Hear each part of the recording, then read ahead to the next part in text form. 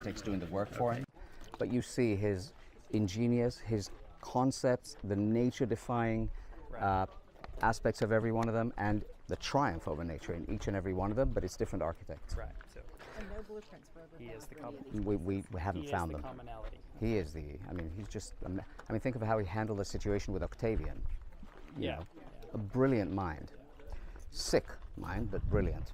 All right, so this over here used to be the stables in the time of Herod. When the zealots take Masada, they turn it into the synagogue.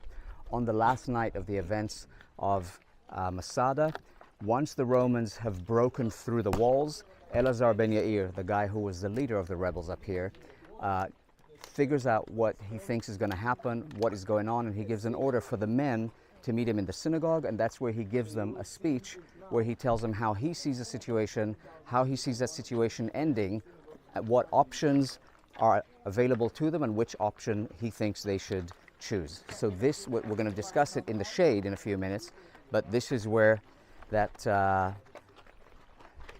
conversation took place. Now, when we were digging in the back room of the synagogue, we found a portion of scripture, and it was the portion that we know. Of course, at the time there weren't chapters and verses, but it's the portion from Ezekiel 37 that we know as the vision of the dry bones.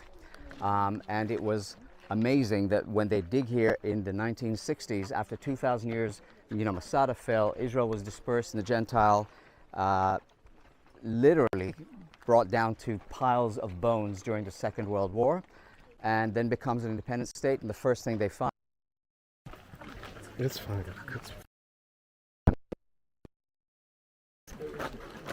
says the casement of the scrolls. This is all now the wall around Masada.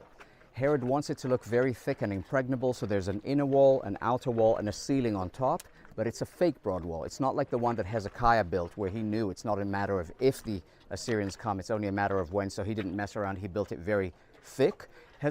When Herod builds Masada, he doesn't need to take that into account, because the only army who could come up here and attack are the Romans, and he's never going to give them any reason, because he literally admires and loves them and is very loyal to them.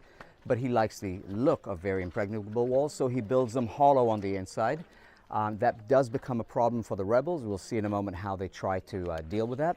And during the rebellion, as Masada becomes a refugee camp, people live in the little, they turn it into little apartments in the walls. Now over here where it says casement of the scrolls, they found a bunch of scrolls, including some scriptural scrolls, ripped up, and they found, ripped up probably by the Romans, who came here and were very frustrated, and they found a paycheck, the only place in the world where we have a paycheck of one of the Roman soldiers. We see how they were paid and what was deducted from the salary, including a tunic that he had bought. So the tunic and the amount that it cost were deducted from his actual pay.